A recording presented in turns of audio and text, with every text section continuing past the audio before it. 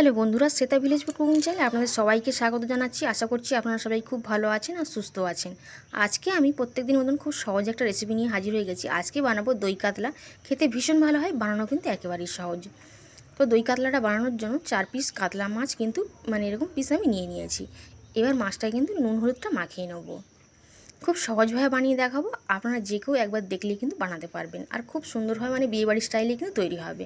দিয়ে দিচ্ছি হলুদ, দিয়ে খুব হাত দিয়ে কিন্তু খুব সুন্দর করে কিন্তু লবণ হলুদটা মাখিয়ে দিতে হবে। এখানে চাইলে আপনারা একটু লঙ্কার গুঁড়ো মাখিয়েও দিতে পারেন, কোনো অসুবিধা নেই।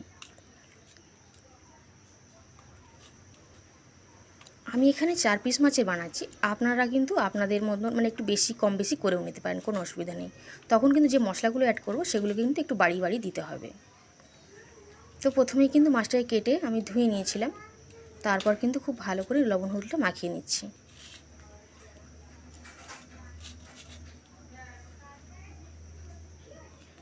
তো দেখুন লবণ হলুদটা মাখানো হয়ে গেল।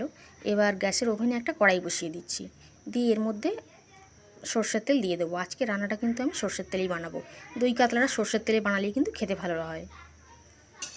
তেলটাকে খুব ভালো করে গরম করে নিচ্ছি, নিয়ে কিন্তু মাছের টুকরোগুলোকে ভেজে নেব। আর এই মাছ কিন্তু কড়া করে ভাজা হয় না, একটু হালকা করেই ভাজা হয়। একটু তেলটা ভালো করে গরম না হলে মাছগুলো দেবে না, তাহলে কিন্তু জ্বলিয়ে যাবে। তো তেলটা খুব ভালো করে গরম করে নিই, তারপর কিন্তু মাছগুলোকে এক করে ছেড়ে দেবো। তারপর উল্টে পাল্টে খুব সুন্দর করে লাল করে ভেজে নেবো, যেমনভাবে মাছ ভাজা হয়, তবে একটু হালকা ভাজতে হবে। খুব বেশি কড়া করে ভাজলে কিন্তু হবে না, দই কাতলার মাছ কিন্তু হালকা করে ভাজতে হয়। একটা সাইড হয়ে গেছিলো, সেই জন্য আমি উল্টে দিচ্ছি।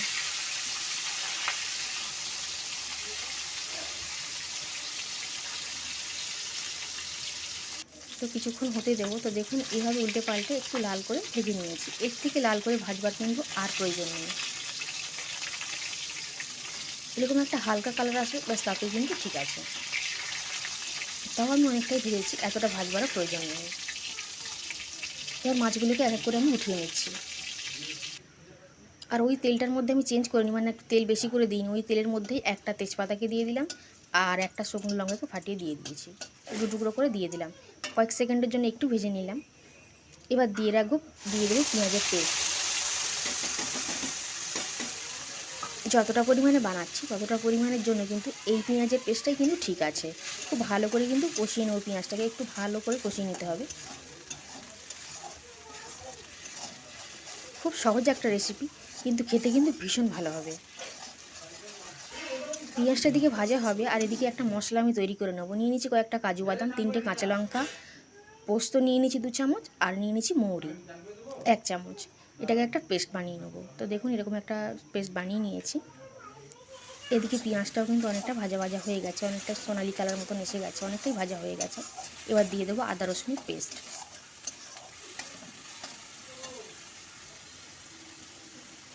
এখন আমি আদা রসুনটা বেটে রেখেছিলাম সেটা কিন্তু দিয়ে দিলাম।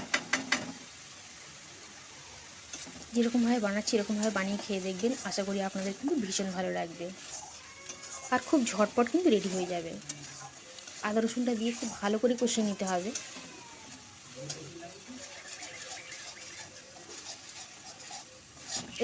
যাতে আদা রসুনের কোনো গন্ধ না থাকে, তার জন্য খুব ভালো করে কিন্তু কষাতে হবে।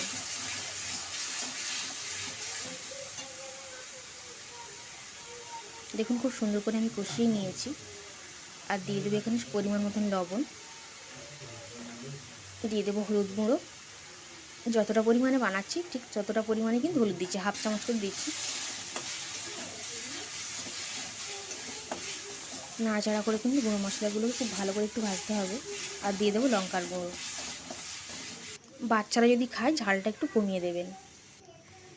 দিয়ে দেবো জিরের গুঁড়ো এবং ধনিয়া গুঁড়ো 1.5 চামচ পরিমাণে। খুব ভালো করে একটু কষিয়ে নেব।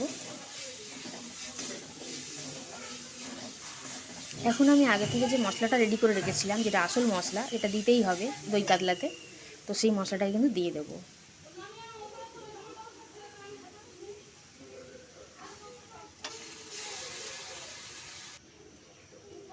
প্লেটটা ধুয়েও দিয়ে দিচ্ছি। এবার একটু ভালো করে কষিয়ে নেব।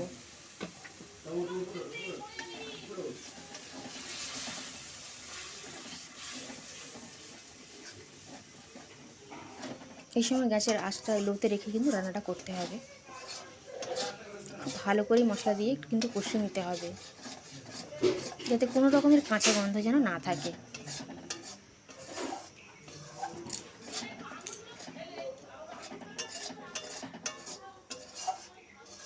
তো দেখুন সমস্ত সব মশলা ভালো করে কষানো হয়ে গেছে। এই সময় গ্যাসের ফ্লেমটা আমি একেবারে লোতে করে দিয়েছি, আর দিয়ে দিচ্ছি 100 গ্রামের চেয়ে একটু কম টক দই। ফেটিয়ে রাখা টক দই দিয়ে দিলাম। টক দইটা কড়াইতে অ্যাড করবার সময় অতি অবশ্যই কিন্তু গ্যাসের ফ্লেমটা লোতে করে দিতে হবে, তাহলে টক দইটা কিন্তু কেটে যাবে, ছানা ছানা মতন হয়ে যাবে, তখন কিন্তু খেতে ভালো লাগবে না। তাই গ্যাসের ফ্লেমটা লোতে রেখে কিন্তু টক দইটা দিতে হবে, আর খুব ভালো করে কিন্তু এভাবে মিশিয়ে নিতে হবে।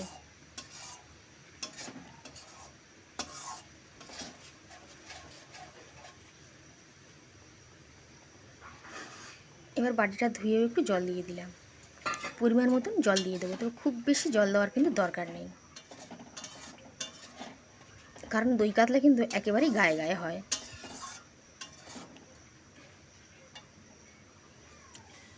এখন পরিমাণ মতন জল দিয়ে দিয়েছি, মাছটা ফুটবে তো তাই জন্য একটু বেশি জল দিলাম। এবার মাছগুলোকে উপর থেকে দিয়ে দিচ্ছি।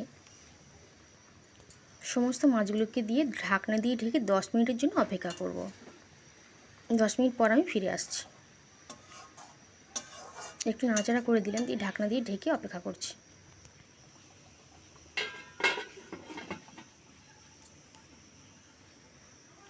তো 10 মিনিট হয়ে গেছিলো, তো ঢাকনাটা আমি খুলে নিয়েছি। তো একটু হালকাভাবে কিন্তু হালকা হাতে নাড়িচাড়ি দিতে হবে, যাতে মাছগুলো কোনোভাবে ভেঙে না যায়, সেদিকটাতে একটু খেয়াল রাখতে হবে। আর এই সময় একটু চেক করে নিতে হবে। আর 3টে কাঁচা লঙ্কাকে হালকা করে ফাটিয়ে আমি দিয়ে দিলাম। দিয়ে দিচ্ছি স্বাদ মতন চিনি। চিনিটা দিতেও পারেন, নাও দিতে পারেন, তবে দিলে কিন্তু খেতে ভালো লাগবে। খুব সুন্দর একটা স্বাদের ব্যালেন্স হবে, খেতে ভালো লাগবে। হালকা করে অল্প সামান্য একটু গরম মশলার গুঁড়ো আমি উপর থেকে দিয়ে দিচ্ছি। পছন্দ না হলে নাও দিতে পারেন। এবার হালকা হাতে কিন্তু একটু মিশিয়ে নেব, নাড়াচাড়া করে মিশিয়ে নিচ্ছি।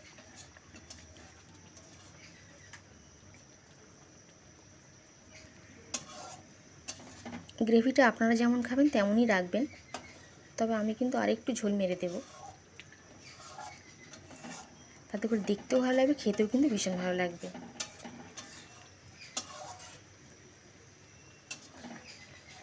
ঠান্ডা হয়ে গেলে আরেকটু গায়ে গায়ে হয়ে যাবে। এখন কিন্তু পুরোপুরি রেডি। এবার কড়াই থেকে আমি নামিয়ে নিচ্ছি। কড়াই থেকে একটা প্লেটের উপর নামিয়ে নিয়েছি। দেখুন দেখতে কতটা লোভনীয় হয়েছে, খেতেও কিন্তু দারুণ সুন্দর হয়েছিল। আর আজকের রেসিপিটা আশা করছি আপনাদের খুব ভালো লাগবে। আর যদি ভালো লেগে থাকে অতি অবশ্যই ভিডিওটিকে লাইক করতে ভুলবেন না। চ্যানেলে নতুন এসে থাকলে অবশ্যই করে চ্যানেলটিকে সাবস্ক্রাইব করে নেবেন। আজ তাহলে এই পর্যন্তই, আবার হাজির হয়ে যাব আমি অন্য কোনো রেসিপিতে।